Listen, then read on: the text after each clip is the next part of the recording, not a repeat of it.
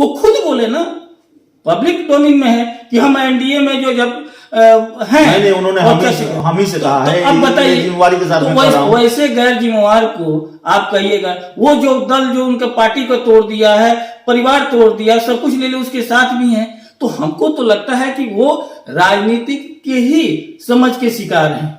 अगर उनके पास राजनीतिक समझ रहता तो कोई भी आदमी जो दल को तोड़ दिया, परिवार तोड़ दिया, उस दल के साथ कभी नहीं जाता। तो नमस्कार, आप देख रहे हैं सिटी पोस्ट और मैं हूं अभिषेक मिश्रा।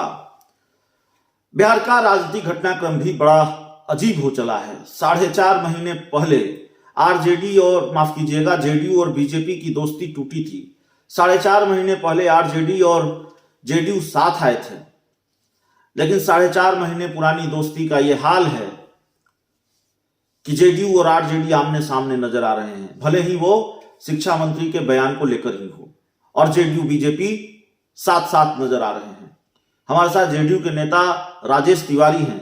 तिवारी साहब, 4.5 महीनों में ही ये हो गया कि आप बीजेपी के साथ खड़े नजर आते हैं मौजूदा वक्त में, और आरजेडी के सामने खड़े नजर आते हैं। आरजेडी से आर पार की लड़ाई नजर आती है। नहीं, कोई बात नहीं है। देखिए, महागठबंधन एक लोकतांत्रिक गठबंधन है, सभी को अपना विचार रखने का हक है। ये एनडीए थोड़े है कि बोलिएगा तो हिटलर जो है हिटलर शाही शुरू कर देंगे, मुंह जबान बंद करवा देंगे। ये लोकतंत्र है। हमारे 7 दलों का महागठबंधन, और सबको अपने विचार रखने का हक है। और अगर आप असहमत हैं तो आप रखते भी हैं। हमारे गठबंधन में ऐसा कहीं कुछ नहीं है। ये अटूट गठबंधन है। और जहां तक बीजेपी के सवाल है, तो बीजेपी से हमारा वो विपक्ष में है, तो मतभिन्नता तो रहेगी। और जो सच है, ये सही है कि माननीय शिक्षा मंत्री जी को ऐसे बयान नहीं देना चाहिए। ये बयान को जदयू खिलाफ किया है, विरोध प्रकट किया है, और इस पर जो उचित होगा वो पार्टी फोरम पर लिया जाएगा, महागठबंधन फोरम पर लिया जाएगा। नहीं, उपेंद्र कुशवाहा कह रहे हैं कि हमारे नेता को गाली दी जा रही है और आरजेडी कार्रवाई नहीं कर रही है। कुएं में भांग मिला हुआ है, सब नशे में है। आरजेडी को लेकर यह बयान दिया है उपेंद्र कुशवाहा ने। देखिए, उपेंद्र कुशवाहा जी दिए हुए हैं बयान, ये सही है, लेकिन आप मांग किया गया है कि हाँ, खरवास के बाद अब इस पर जो निर्णय लिया जाएगा आरजेडी की ओर से, जरूर इस पर कुछ न कुछ उचित प्लेटफॉर्म पर कार्रवाई किया जाएगा। सुधाकर सिंह के खिलाफ कार्रवाई होगी कि नहीं होगी, यह भी बड़ा सवाल है। चंद्रशेखर के खिलाफ, जो शिक्षा मंत्री हैं बिहार के, उनके खिलाफ कार्रवाई होगी कि नहीं होगी, यह भी बड़ा सवाल है।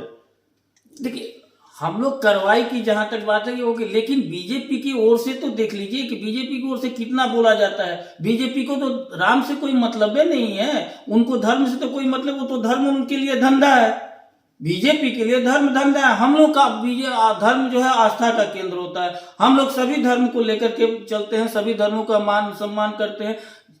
जदयू जो है देख लीजिए कैसा है कि जहां एक भी है, आप सिख धर्म को लेकर के, जो हमारे यहाँ प्रकाश पर्व होता है, विदेश से भी आते हैं, जहां कोई राजनीतिक नहीं है वोट का, वहां भी देखिए किस तरह से लोग जो है मानता है कि हाँ, बिहार में ऐसा पंजाब तक नहीं होता है, उससे ज्यादा यहाँ व्यवस्था किया जाता है सभी धर्मों को लेकर। चिराग पासवान भी सवाल उठा रहे हैं, शिक्षा मंत्री पर कार्रवाई नहीं हुई है। नीतीश कुमार भी समर्थन कर रहे हैं क्या? अरे, चिराग पासवान जी को तो सबसे बड़ा मांग करना चाहिए और अमित शाह और नरेंद्र मोदी जी से कि पहले अपने चाचा को हटाएं। और वो तो चिराग पासवान के कथनी और करने में कितना अंतर है, आप समझ रहे हैं आपसे कि वो क्या बोलते हैं, क्या करते हैं। वो कहे ये है ना कि जहां चाचा नहीं रहेंगे वहां हम नहीं रहेंगे। माने आप तो गठबंधन में आप है ना, आप शान से कहते हैं कि हम एनडीए में हैं, एनडीए की मीटिंग में भी जाते हैं, तो आपका कथनी और करने में कितना अंतर है। आपका कहने पर क्या कोई भरोसा करेगा, क्या विश्वास करेगा? पलट गए। वो खुद बोले ना, पब्लिक डोमेन में है कि हम एनडीए में जो जब हैं। नहीं, उन्होंने हम ही से कहा है। अब बताइए, जिम्मेवारी के साथ वैसे गैर जिम्मेवार को आप कहिएगा, वो जो दल जो उनके पार्टी को तोड़ दिया है, परिवार तोड़ दिया, सब कुछ ले लो, उसके साथ भी हैं, तो हमको तो लगता है कि वो राजनीतिक के ही समझ के शिकार हैं। अगर उनके पास राजनीतिक समझ रहता तो कोई भी आदमी जो दल को तोड़ दिया, परिवार तोड़ दिया, उस दल के साथ कभी नहीं जाता। तो चिराग पासवान को राजनीतिक समझ नहीं है। दूसरा मामला, जिस तरीके से कार्रवाई की मांग हो रही है शिक्षा मंत्री के खिलाफ, सुधाकर सिंह के खिलाफ कार्रवाई की मांग होती रही है, खरमास खत्म हो गया है, थोड़ा इंतजार कर लेना चाहिए, शायद कार्रवाई हो जाए। जेडीयू के नेता राजेश तिवारी साहब हमारे साथ थे। इस इंटरव्यू में, इस बातचीत में इतना ही। बहुत बहुत धन्यवाद।